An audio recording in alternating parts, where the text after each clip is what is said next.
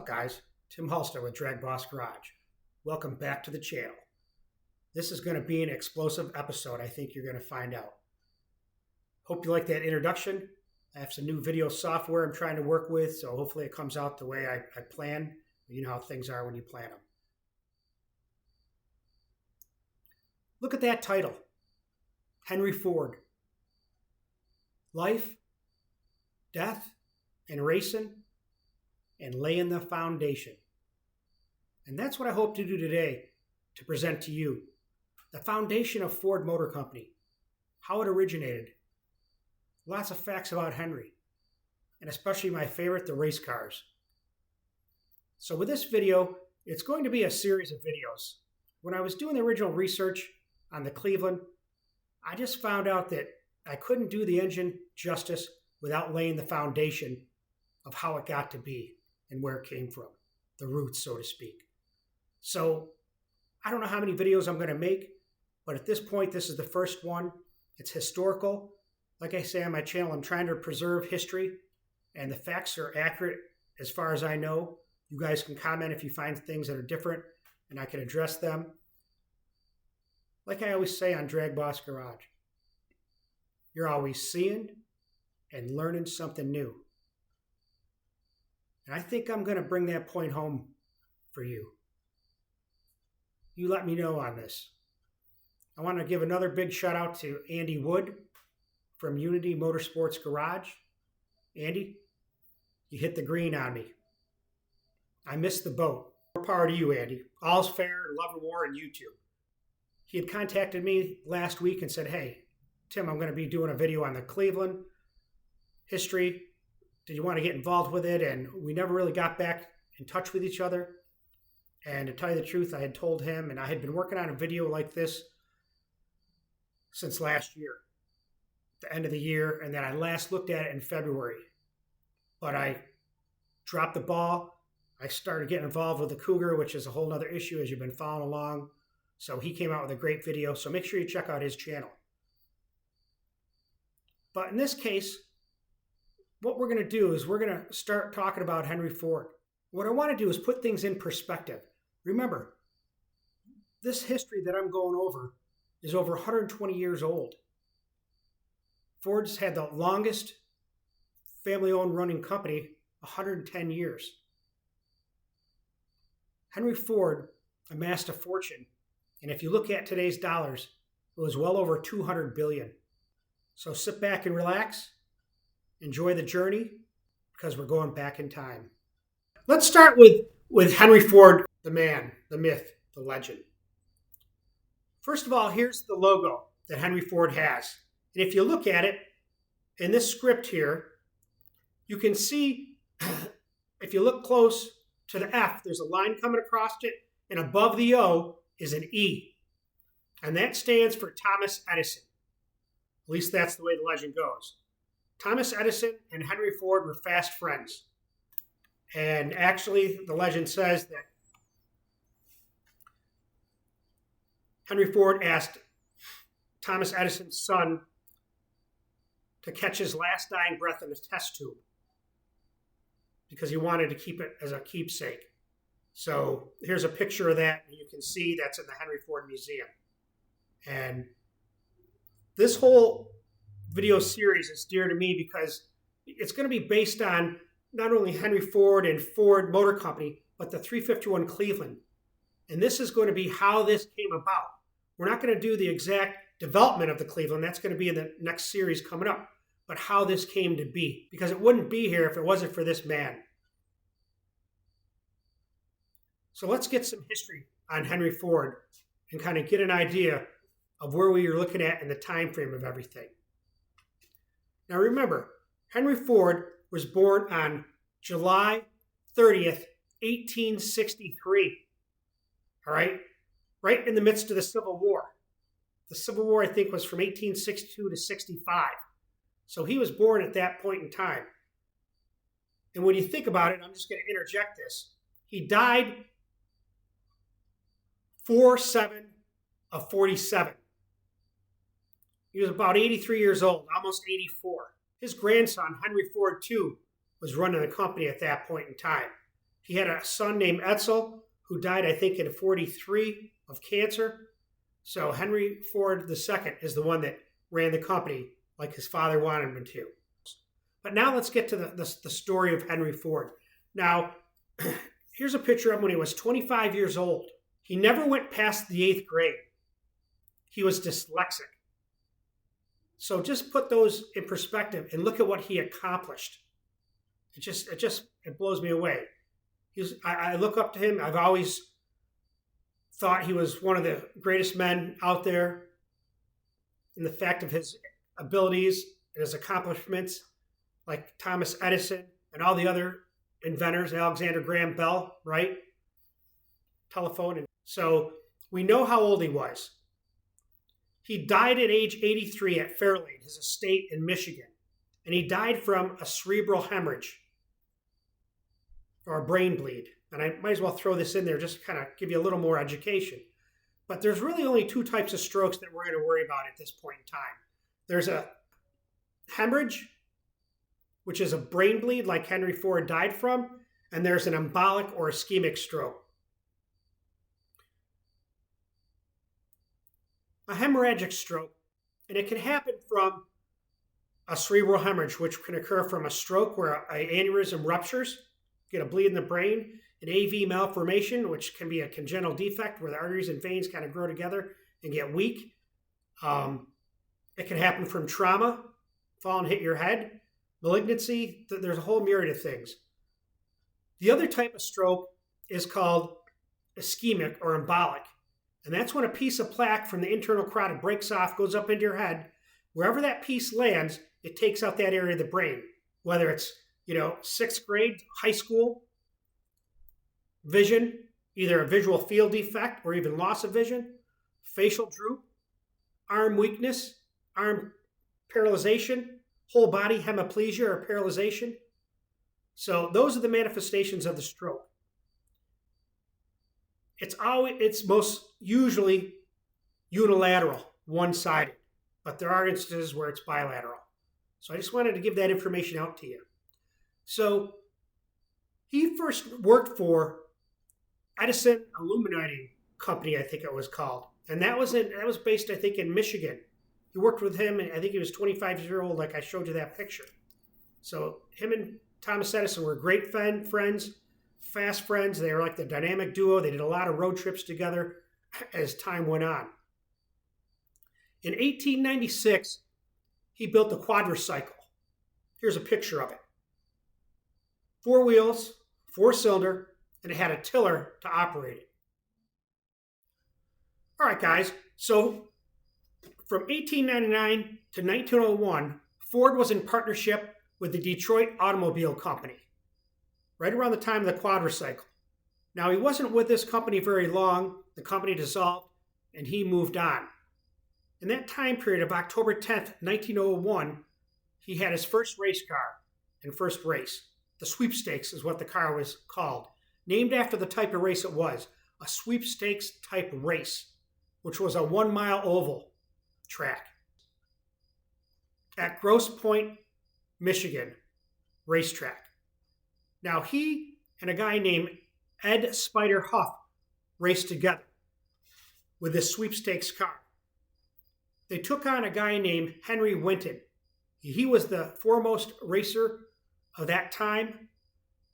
And Henry Ford said to himself, hey, what no better way to make my name known and also be prestigious and make some money so I can start another car company. So those two raced. Henry Winton. Now, the car that they raced was called the Sweepstakes. It was 539 cubic inches out of 2 cylinders. It had a early type fuel injection system that Henry made, along with porcelain covered coils, the early precursor to spark plugs. So they started off racing. Now, Winton took off. He was gone. He's a racer. Henry Ford wasn't a racer. It took him a couple laps to get used to it. Then he put the hammer down and started catching Henry Winton. And what happened with Winton's car was the same thing. Those porcelain covered coils were having an issue. things started smoking out of the exhaust. Henry kept the metal down, said, "See ya," and won the race with Ed Spider Huff. So it's to say that that's the only race he ever raced and won. Now, the money that he got from that, he went and started with some other investors, the Henry Ford Company. And that was November of 1901. So less than a month later, he started another car company because the first company, Detroit Automobile Company, dissolved. Now, Ford has always wanted to be a racer at heart, loved high performance, as you know, had some issues with the investors, and then ended up leaving the Henry Ford Company. And with that, he took his name and $900. The Henry Ford Company later changed their name to the Cadillac Automobile Company, named after Antoine de Lamont Cadillac, who was a French explorer who found Detroit. So that's some trivia for you. Now, in May of 1902, so after he finished the sweepstakes car, had that race shortly thereafter, he had another race car or two. They were called the 999s. They were named after the Empire State Locomotive, which was a train that had surpassed 112 miles an hour. Now, the story is kind of hard to find. There's different bits and pieces, but basically there were two race cars. The Arrow race car, 999, was a yellow car, and then there was a red car. Now, they say the yellow car was faster because the intake manifold was more streamlined and tubular compared to the red car's more structural pipe-type fittings for the intake. Now, Barney Oldfield is the one that raced the 999 and raced it all over the U.S. along with Spider Huff. Now, what happened was the yellow car ended up crashing. And it was a race by a guy named Frank Day. The car crashed and actually killed Day. So Oldfield kept racing, and they took the parts from the yellow car, incorporated it onto the red car, which they called the Red Devil. Now that car was kicking serious booty, winning all over the U.S., had a top speed. Check this out. The thing I find interesting about the car is the engine itself. It was an inline four-cylinder with 1,155.3 cubic inches, like 18.9 liters. That's unheard of. It had a 7.250 bore with a 7-inch stroke. It made anywhere from 80 to 100 horsepower. The flywheel weighed 230 pounds. It had a solid shaft that went from the engine right to the differential. There were no U-joints. It had a leaf spring type front suspension, and it had solid rear axle, so you felt every bump. The crank and the valve system, or the valve springs, were open, so when you're driving that car, you're enjoying a face full of oil. That car won a lot of money with Barney Oldfield. Set a lot of records.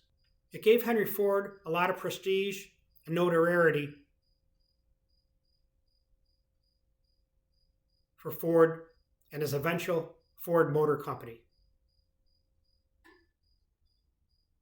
Now, the rest of the story. It started Ford Motor Company June 16th, 1903, with 12 investors, 1,000 shares, and $28,000 in cash. They really made the Model A because that was first. The nomenclature is kind of hard to relate to you because I think of the Model A as being back in the 27, 28, 29 range. So, but it actually started as a Model A and then the Model T. So by October 1st of 1903, they already made $37,000 in profit. So you can see where that's going. Very successful. You know, Henry Ford said, to do more for the world than the world does for you, that is success. And he lived by that mantra. He was the one that initiated the 5-day work week, the $5 a day pay. He also initiated operating what? Assembly line. They say he was the father of the automotive assembly line. I don't know about the assembly line in general, but definitely the automotive aspect. And by being that way with his assembly line, he was able to run 3 shifts, 24 hours a day, to make the Model T.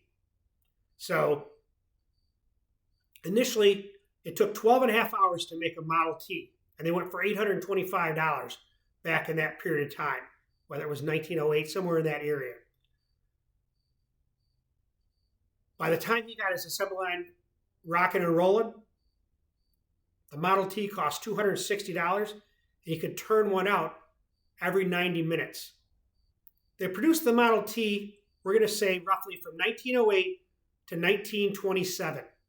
And they called it the Tin Lizzie because that car was amazing. It was almost 4-wheel drive. You could go anywhere. Snow, ice, mud, uphill, downhill, drive across water probably. So the way that he saw the vision with the assembly line, they were up to a production of 2 million cars a year at one time at their peak. Now, one of the things I found interesting about Henry Ford's Tin Lizzie is that some of the key components were made out of vanadium steel alloy. So I know that they used that steel alloy back in the day when I worked in an operating room for the knee implants. And you've probably seen it on my back wall back there.